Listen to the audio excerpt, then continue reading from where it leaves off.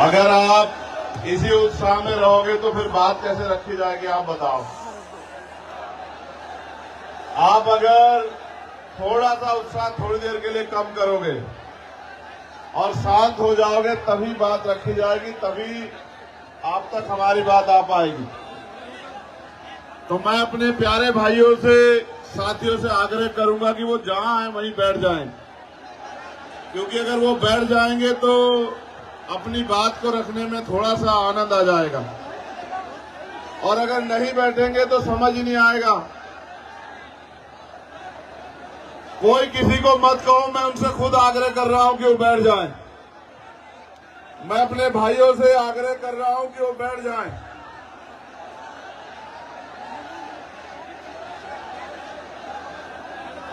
आपसे भी आग्रह कर रहा हूं बैठने का।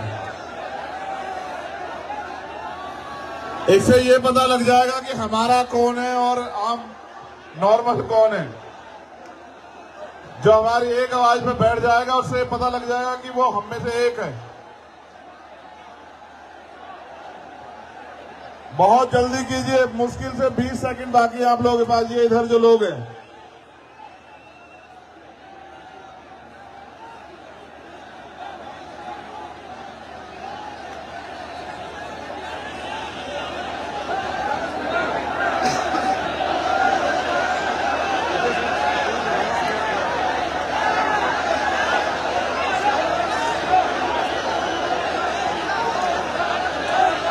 अब जो लोग पंडाल के अंदर हैं उनसे मेरा आग्रह रहेगा कि वो अपने मोबाइल की टॉर्च जलाएं, क्योंकि प्रोग्राम तो दिन का था, आते आते रात हो गई, तो अब आपको ही रोशनी करनी पड़ेगी।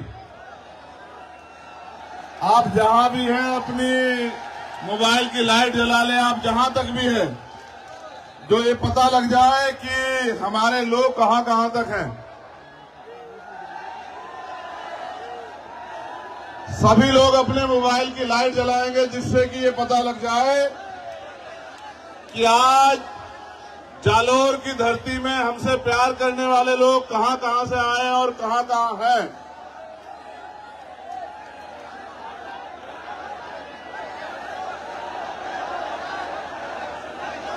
चलो शुरू करते हैं। अब इन्हें जला के रखो, ये अच्छा लग रहा है। ऐसा लग रहा है भारत चांद पे नहीं गया, चांद जालोर में आ गया।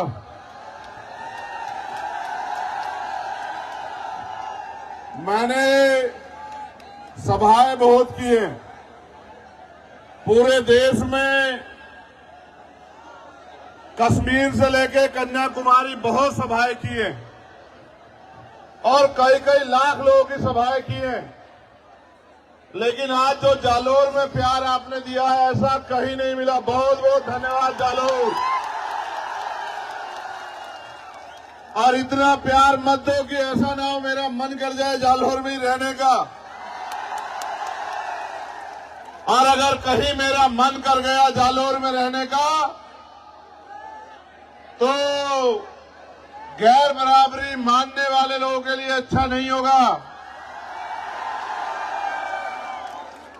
मेरे प्यारे साथियों, सम्मानित बहनों, बच्चियों, माओ, बुजुर्गों, नौजवानों, मैं समय समय पे भारत की धरती पे जन्मे सभी संतों, गुरुओं, महापुरुषों, वीरांगनाओं को नमन करता हूं।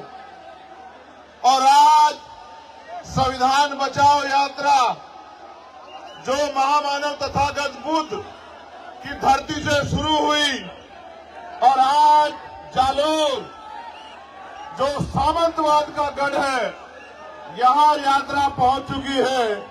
यहां उपस्थित जन समूह को मेरी तरफ से जय भीम, जय भीम, जय भीम। आपका प्यार, आपकी हिम्मत एक लड़ने की बहुत मजबूत ताकत देती है। और आप ये जानते हैं कि समय समय पे मैं जालोर, जोधपुर, उदयपुर, पाली आता रहता हूं, लेकिन इस बार जो आने का मुख्य कारण है वो आप लोगों को तैयार करने के लिए है कि आप लोग तैयारी कर लो,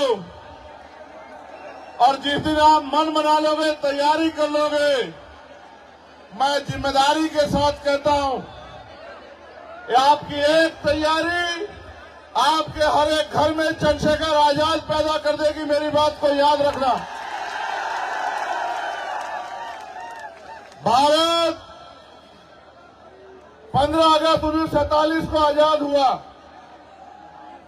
लेकिन इस देश के शोषितों को, वंचितों को, कमजोरों को, किसानों को, महिलाओं को अगर असल आजादी मिली तो वो मिली 26 जनवरी 1950 को, जब डॉक्टर बाबा साहब अम्बेडकर के द्वारा लिखा संविधान इस देश में लागू हुआ और भारत के हर एक नागरिक को समता, समानता, बंधुत्व, भाईचारे के साथ रहने का अवसर मिला। लेकिन एक बड़ी ताकत जो आपको मिली संविधान के जरिए, वो थी देश के हर एक बालिग व्यक्ति को वोट। देश आजाद हुआ, वोट की शक्ति से राजनीति में बराबरी आई, लेकिन क्योंकि देश में जाति के नाम पे, धर्म के नाम पे, सामाजिक स्तर पे, आर्थिक स्तर पे जो गैर बराबरी थी, उस समय की सरकारों ने उस गैर बराबरी को खत्म करने के लिए कोई अच्छा कदम नहीं उठाया। धीरे धीरे अमीर अमीर होता गया, गरीब गरीब होता गया, और आज ऐसा समय आ गया है कि देश की 90% पूंजी 10% लोगों के हाथ में है, और देश के 90% लोग 10% साधनों से अपने जीवन को जी रहे हैं। अभी अभी बिहार में जातिगत जनगणना के आंकड़े सार्वजनिक हुए। वो आंकड़े कहते हैं कि भारत में जो बिहार है, जिसकी अभी अभी जनगणना हुई, वहां 90% आबादी दलित, पिछड़े, आदिवासी और अल्पसंख्यक समुदाय की है। अगर राजस्थान में भी आप लोग जातिगत जनगणना करवा दो तो यहां भी आपको पता लगेगा कि यहां भी 90% आबादी दलित, आदिवासी, पिछड़े और अल्पसंख्यक समाज की होगी।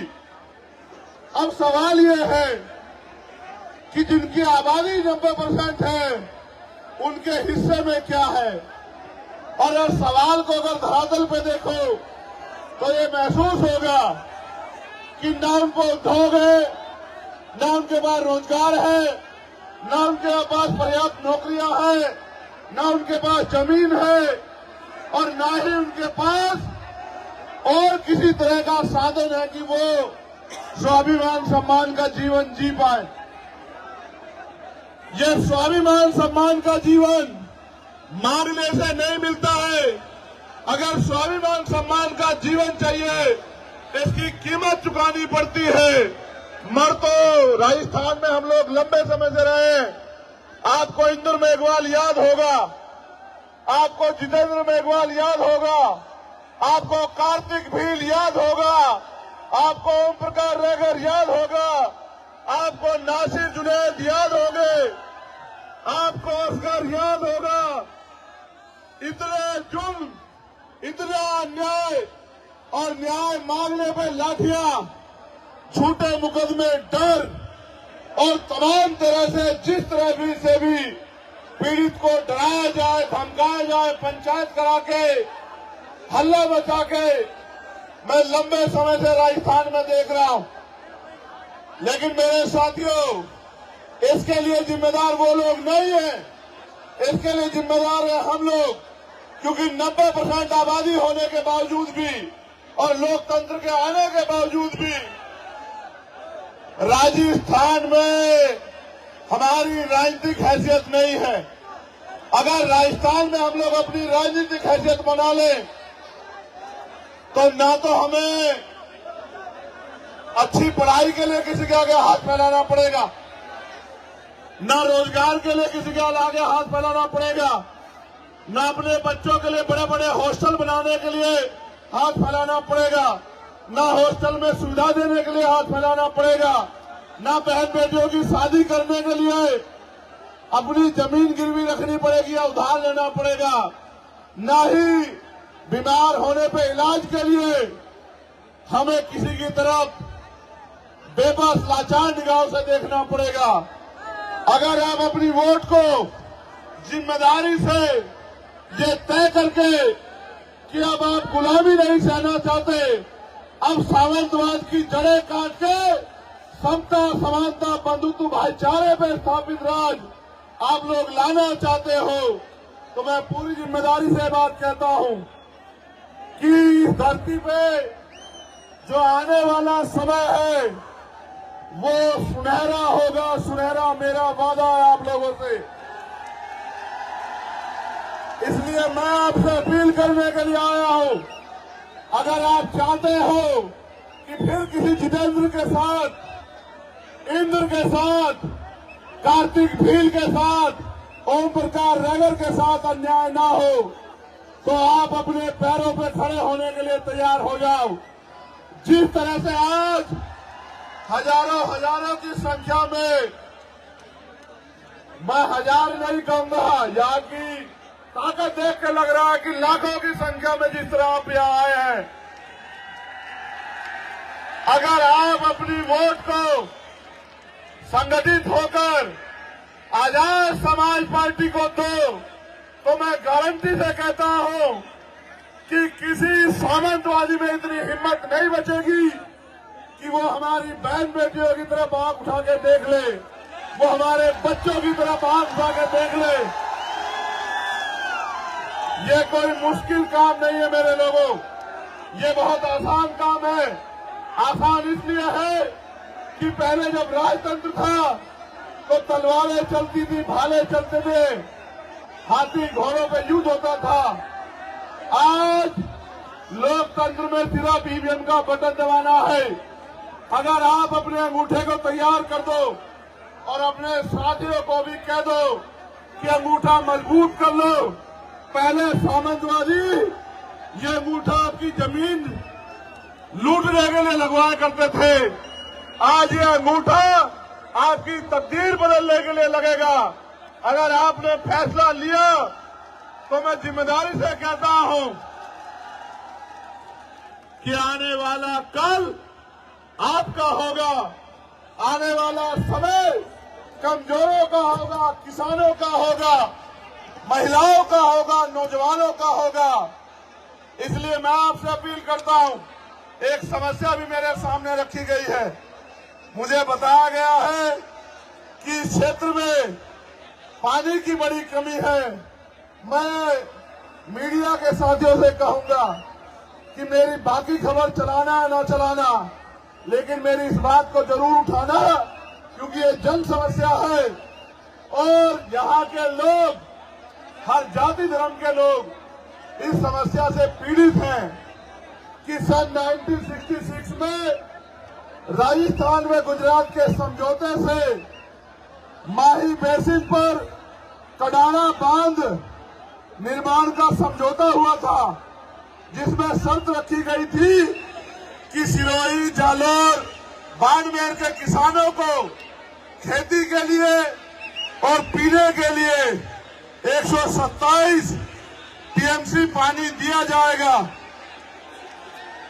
कालांतर में बांध का निर्माण हुआ और 132 गांव बांसवाड़ा के डूब गए।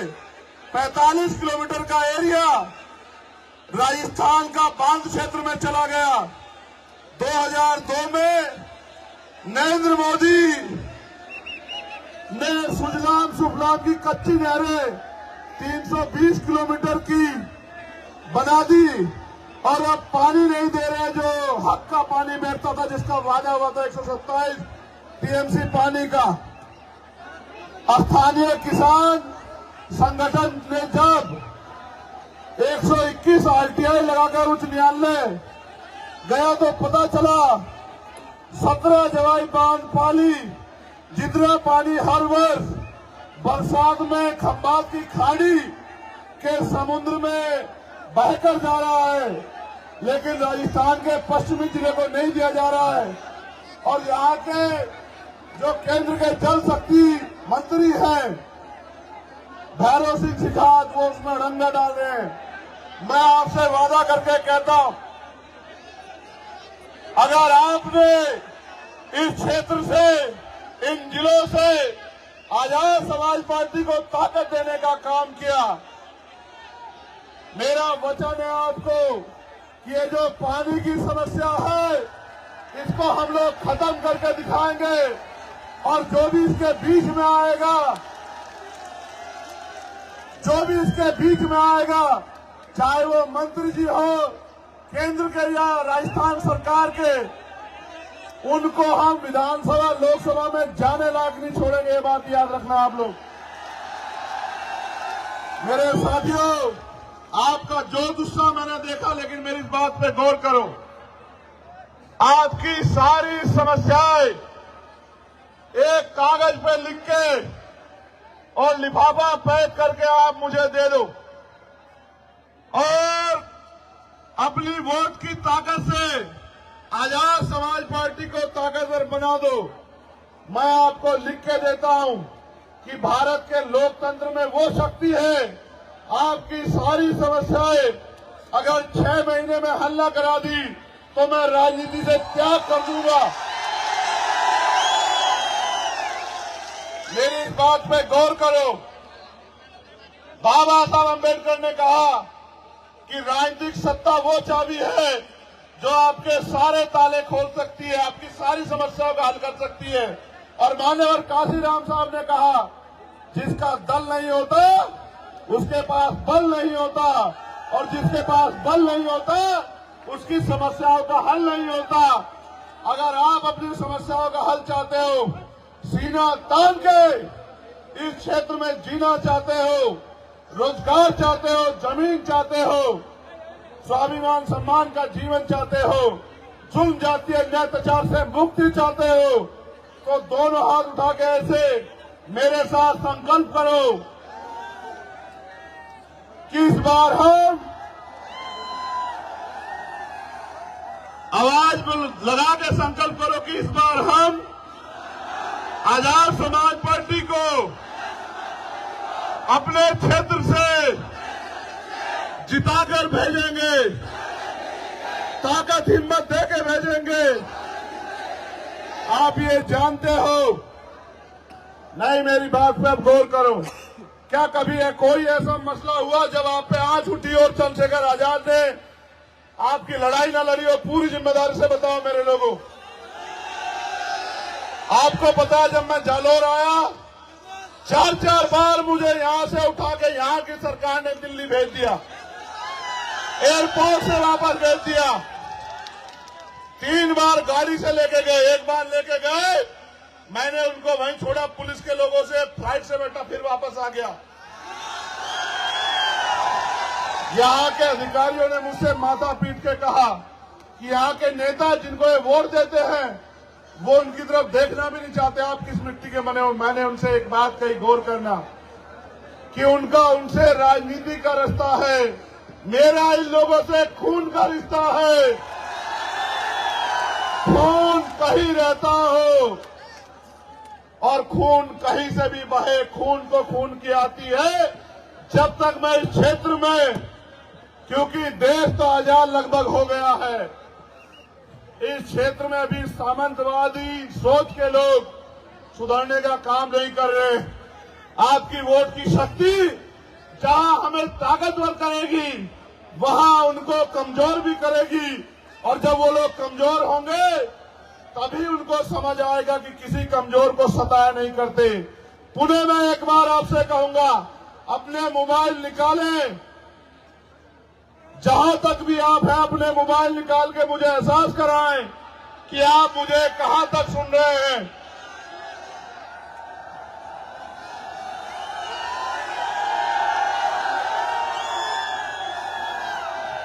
इधर वाले नहीं निकाल रहे मोबाइल, ये हमारे साथ नहीं है क्या?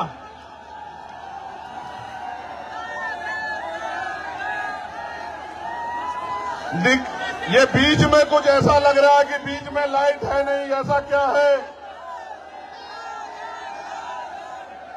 मैं आज के कार्यक्रम के लिए, सबसे मजबूत कार्यक्रम के लिए जालौर की भीम आर्मी, आजाद समाज पार्टी की पूरी टीम को, एक एक कार्यकर्ताओं को बधाई देता हूं। और मुझे विश्वास है कि ये जो रोशनी आज यहाँ जालौर से चली है, इसकी खबर कुछ ही घंटों में जयपुर में बैठे मुख्यमंत्री में भी जाएगी और उसके कुछ ही देर बाद दिल्ली में बैठे प्राइम मिनिस्टर में भी जाएगी। मैं ये वादा नहीं करना चाहता था, लेकिन कह रहा हूं, एक लाइट वहां जल रही है, देखो ऊंचाई पे, वो देखो वहां।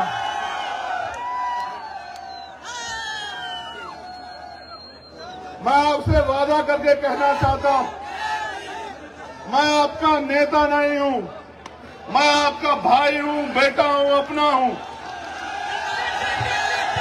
मेरा आपसे चुनावी रिश्ता नहीं है। चुनाव 2 महीने में खत्म हो जाएगा। मैं वचन दे के कहता हूं, जब तक मेरे लहू में, मेरे शरीर में लहू का आखिरी कतरा रहेगा, चंद्रशेखर आपके लिए था, आपके लिए है और आपके लिए रहेगा, इस बात को याद रखना। अभी तो मेरे हाथों में कलम की ताकत नहीं है मेरे लोगों। जिस दिन कलम की ताकत मेरे हाथ में होगी, उस दिन देखना आपकी तरफ उठने वाली हर एक को, हर आंख को आपके सम्मान में झुकना पड़ेगा। मेरा वादा है आप लोगों से। अगर आपने विधानसभा चुनाव में मेरी हिम्मत बढ़ाई, तो लोकसभा चुनाव में मैं आपके बीच रहूंगा। मेरा आपसे वादा, इस बात को अब याद रखना।